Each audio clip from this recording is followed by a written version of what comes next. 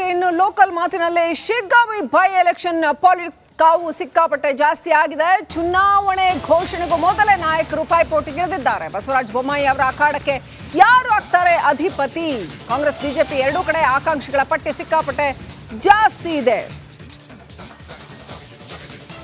ಶಿಗ್ಗಾವಿಯಲ್ಲಿ 4 ಬಾರಿ ಗೆದ್ದಿದ್ದಾರೆ ಬಸವರಾಜ ಬೊಮ್ಮಾಯಿ ಅವರು. 2008, 13, 18, 23 ಸತತ ಗೆಲುವು.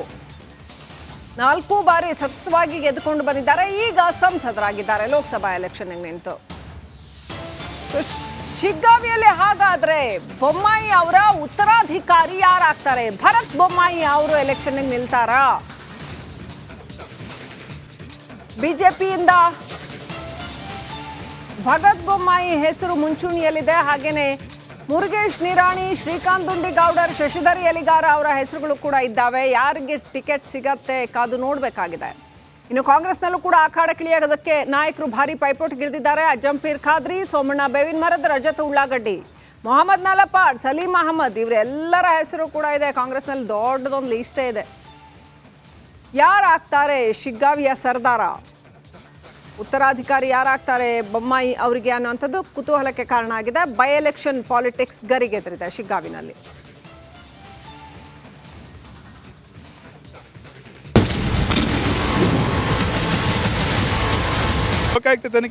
ಲೋಕಾಯುಕ್ತದವರೇ ತನಿಖೆ ಮಾಡಬೇಕು, ಪ್ರಾಸಿಕ್ಯೂಷನ್ಗೆ ಅನುಮತಿ ಕೊಡಿ ಅಂತ ಹೇಳಿದ್ರೆ ಕೊಡೋದಿಲ್ಲ ಅಂತ ಹೇಳಿದ್ರೆ ನೀವು ಹೊರಟಿರೋದು ಎಷ್ಟು ನೈತಿಕತೆ ಇದೆ?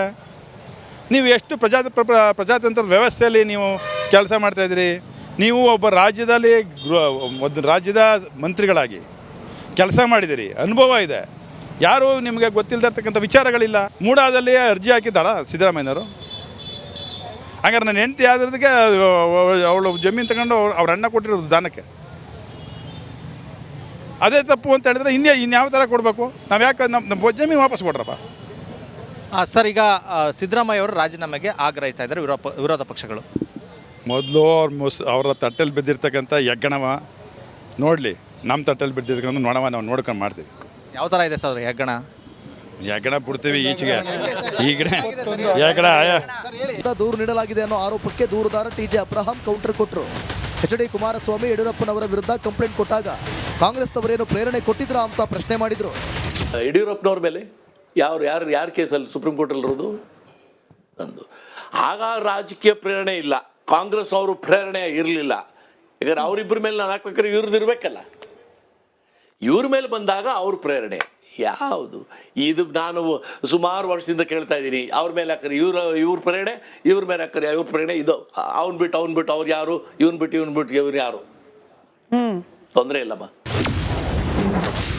ಸತ್ತವರು ಡಿನೋಟಿಫಿಕೇಶನ್ ಮಾಡ್ತಾರ. 2001ರಲ್ಲಿ ಮೂಡ ಆಲ್ರೆಡಿ ಸೈಟ್ಗಳನ್ನ ಹಂಚಾಯ್ತು. ಸ್ಮಿತಾ ಅವರೇ, ರೋಡ್ ಮಾಡಿ, ಪಾರ್ಕ್ ಮಾಡಿ, ಸೈಟ್ಗಳನ್ನ ವಿಂಗಡಿಸಿ, ಸೈಟ್ಗಳನ್ನ ಹಂಚಿರೋ ಜಾಗವನ್ನ ನೀವು ಕೃಷಿ ಭೂಮಿ ಅಂತೀರಾ? Simple question. ಸೊ ಕೃಷಿ ಭೂಮಿ ಎಲ್ಲಿತ್ತು? 2004 ಮೇಲೆ ತಾನೇ ಡೈರೆಕ್ಟ್ ಕನೆಕ್ಷನ್ನು. ಈ ಮುಖ್ಯಮಂತ್ರಿಗಳ ಕುಟುಂಬದವರಿಗೆ ಮೆಲ್ಲಿಗೆ ಇವರ ಅಂಗಳಕ್ಕೆ ಬರೋದು 2004ರಲ್ಲಿ. ಅಲ್ಲಿ ಎಲ್ಲಿತ್ತು ಕೃಷಿ ಭೂಮಿ? My point is very simple. Congress ಪ್ರತಿಭಟನೆ ಮತ್ತು ಹೋರಾಟಕ್ಕೆ ಮತ್ತೊಬ್ಬ ದೂರುದಾರರಾದ ಸ್ನೇಹಮಯಿ ಕೃಷ್ಣ ಕಿಡಿಕಾರಿದ್ರು. ನೀವು ತಪ್ಪು ಮಾಡಿಲ್ಲ ಎನ್ನುವುದಾದ್ರೆ ಅದಕ್ಕೆ ಸಂಬಂಧಿಸಿದ ದಾಖಲಾತಿಗಳನ್ನು ರಿಲೀಸ್ ಮಾಡಿ, ಸುಮ್ಮನೆ ಹೇಳಿಕೆ ಕೊಡೋದು, ಪ್ರತಿಭಟನೆ ಮಾಡೋದೆಲ್ಲ ಯಾಕೆ ಅಂತ ಪ್ರಶ್ನಿಸಿದ್ರು. ಅಧಿಕಾರನ ಬಳಸ್ಕೊಂಡು ನಮಗೆ ಅನುಮತಿ ಕೊಟ್ಟಿದ್ದಾರೆ. ಯಾಕೆ ಅಂತ ಹೇಳಿದ್ರೆ ನಾವು ಕೊಟ್ಟಿರೋಂಥ ಬಲವಾದ ಸಾಕ್ಷ್ಯಗಳು ಅಲ್ಲಿದೆ. ನಾನು ಈಗ ಅದನ್ನು ಹೇಳ್ತಿಲ್ಲ, ನಮ್ಮ ಮುಖ್ಯಮಂತ್ರಿಗಾಗಿ ಅಥವಾ ಕಡೆಯವ್ರಿಗೆ ಹೇಳ್ತಿರಲ್ಲ.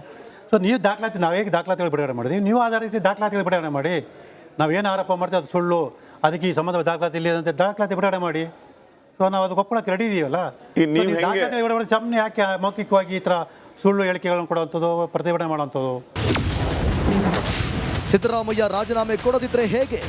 ತಮ್ಮ ಕೈಗಳಿಂದ ತನಿಖಾ ಸಂಸ್ಥೆ ಆಗಲಿ ವ್ಯಕ್ತಿಯಾಗಲಿ ತಮ್ಮ ವಿರುದ್ಧ ನಿಷ್ಪಕ್ಷ ತನಿಖೆ ಮಾಡೋದಕ್ಕೆ ಸಾಧ್ಯ ಇಲ್ಲ ಅನ್ನೋದು ಅವ್ರಿಗೆ ಚೆನ್ನಾಗಿ ಗೊತ್ತಿದೆ.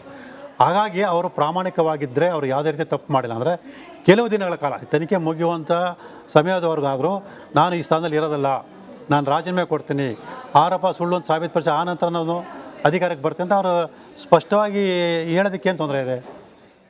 ಈಗ ಅವರೇ ಬೇರೆ ರಾಜಕಾರಣಿಗಳ ವಿರುದ್ಧ ಹೋರಾಟ ಮಾಡಿ ನೈತಿಕವಾಗಿ ರಾಜೀನಾಮೆ ಕೊಡಬೇಕು ಒತ್ತಾಯ ಮಾಡಿದಂಥ ವ್ಯಕ್ತಿಗಳು ಈಗ ನಾನು ನೈತಿಕತೆ ಪ್ರಶ್ನೆ ಬರಲ್ಲ, ನಾನು ರಾಜೀನಾಮೆ ಕೊಡಲ್ಲ ಅಂತಂದರೆ ಸೊ ರಾಜ್ಯ ಜನತೆ ಇವೆಲ್ಲ ಪ್ರತಿಯೊಂದು ಇದನ್ನು ಗಮನಿಸ್ತಾರೆ.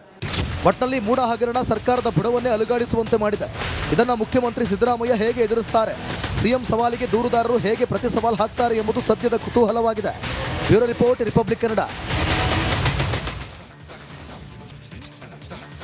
ರಾಷ್ಟ್ರಪತಿಗೆ ದೂರು ನೀಡುವುದಕ್ಕೆ ಕಾಂಗ್ರೆಸ್ಸಿಗರು ನಿರ್ಧಾರ ಮಾಡಿದ್ದಾರೆ. ರಾಜ್ಯಪಾಲರನ್ನ ವಾಪಸ್ ಕರೆಸ್ಕೊಳ್ಳಿ ಅನ್ನೋದು ಆಗ್ರಹ.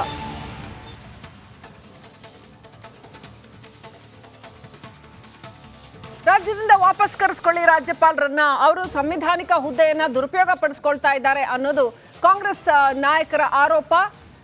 ಇದನ್ನ ಬಹಳ ಅಗ್ರೆಸಿವ್ ಆಗಿ ಮಾಡ್ತಾ ಇದ್ದಾರೆ ಅವರು.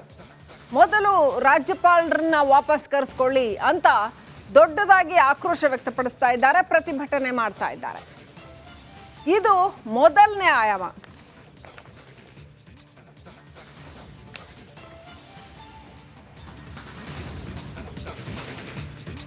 ಇದು ಮೊದಲನೇ ಆಯಾಮ. ಆದ್ರೆ ಇನ್ನು ಎರಡನೇ ಆಯಾಮ ಏನು ಅಂತ ನೋಡೋದಾದ್ರೆ, ಹೈಕಮಾಂಡ್ ಸಿದ್ದರಾಮಯ್ಯಗೆ ಸಂಪೂರ್ಣ ಅಭಯವನ್ನ ಕೊಟ್ಟಿದೆ.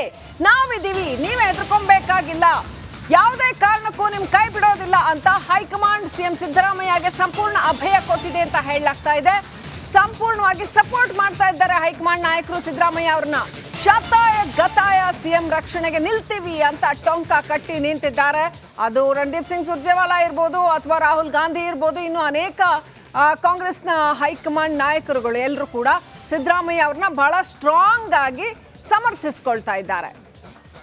ಮತ್ತು ಆ ಥರದ ಒಂದು ಮೆಸೇಜ್ ಅನ್ನ ಬಹಳ ಕ್ಲಿಯರ್ ಆಗಿ ಮೊದಲಿನಿಂದಾನು ಕೂಡ ಮೂಡ ಹಗರಣದ ವಿಚಾರದಲ್ಲಿ ರಾಜಕೀಯ ಆರಂಭ ಆದಾಗ್ನಿಂದಾನು ಕೂಡ ಪಾಸ್ ಆನ್ ಮಾಡಿದ್ದಾರೆ ಪಾರ್ಟಿಯ ಕಾರ್ಯಕರ್ತರಿಗೆ. ಏನಂತಂದ್ರೆ, ನಾವು ತುಂಬಾ ಸ್ಟ್ರಾಂಗ್ ಆಗಿ ಸಿದ್ದರಾಮಯ್ಯ ಅವರ ಬೆನ್ನಿಗಿದ್ದೇವೆ ಅನ್ನೋ ಮೆಸೇಜ್ ಅನ್ನ ಕಾಂಗ್ರೆಸ್ ಹೈಕಮಾಂಡ್ ಪಾಸ್ ಆನ್ ಮಾಡಿದೆ.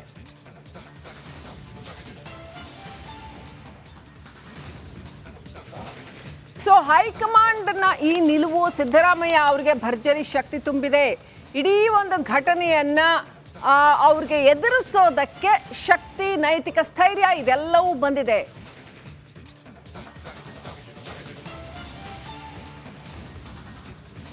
ಕಾಂಗ್ರೆಸ್ ಒಗ್ಗಟ್ಟಾಗಿ ನಿಂತಿರೋದನ್ನ ನೋಡ್ತಾ ಇದ್ದೀವಿ ಬಹಳ ಕ್ಲಿಯರ್ ಆಗಿ. ಅದೇ ಈ ಹಿಂದೆ ನಾವು ನೆನಪಿಸ್ಕೊಳ್ಳೋದಾದ್ರೆ, BS ಯಡಿಯೂರಪ್ಪನವರ ವಿರುದ್ಧ ಇಂಥದ್ದೇ ಒಂದು ಆರೋಪ ಬಂದಾಗ ಅವರು ಅದನ್ನ ರಾಜಕೀಯವಾಗಿ ಫೇಸ್ ಮಾಡಬೇಕಾಯ್ತು ಕರ್ನಾಟಕದಲ್ಲಿ.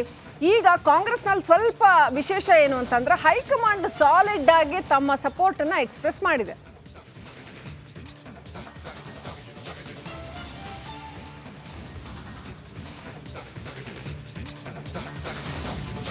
ಸೊ ಇನ್ನಷ್ಟು ಇದ್ರ ಬಗ್ಗೆ ಮಾಹಿತಿ ಕೊಡೋದಕ್ಕೆ ನಮ್ಮ ಪ್ರತಿನಿಧಿ ಬಸವರಾಜ್ ಕನೆಕ್ಟ್ ಆಗಿದ್ದಾರೆ. ಬಸವರಾಜ್, ಈ ಮೂಡ ವಿಚಾರದಲ್ಲಿ ಕಾಂಗ್ರೆಸ್ ಹೈಕಮಾಂಡ್ ಮತ್ತು ಇಡೀ ಒಟ್ಟು ಕಾಂಗ್ರೆಸ್ ಪಾಳ್ಯ ಬಹಳ ಸ್ಟ್ರಾಂಗ್ ಆಗಿ ಸಿದ್ದರಾಮಯ್ಯನವರ ಬೆನ್ನಿಗೆ ನಿಂತಿದೆ ಅಂತ, ಹಾಗಾಗಿನೇ ಅವರಿಗೆ ಈ ಹೋರಾಟನ ಮುಂತಗೊಂಡು ಹೋಗೋಕ್ಕೆ ಒಂದು ನೈತಿಕ ಸ್ಥೈರ್ಯ ಸಿಕ್ಕಿದೆ. ಹಾಗಾಗಿ ರಾಜೀನಾಮೆ ಕೊಡಲ್ಲ ಅಂತ ಅಷ್ಟು ಸ್ಪಷ್ಟವಾಗಿ ಹೇಳಿದ್ರು ಅಂತ ಪಾಯಿಂಟ್ ನಂಬರ್ 1.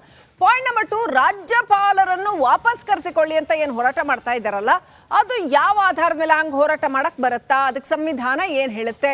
ಯಾವ ರೀತಿನಲ್ಲಿ ಇವರೆಲ್ಲ ಕಂಪ್ಲೇಂಟ್ ಮಾಡಕ್ಕೆ ಅಥವಾ ಹೋರಾಟ ಮಾಡಕ್ಕೆ ಸ್ಟ್ರಾಟಜಿ ರೂಪಿಸ್ಕೊಂಡಿದ್ದಾರೆ? ಬಸವರಾಜ್.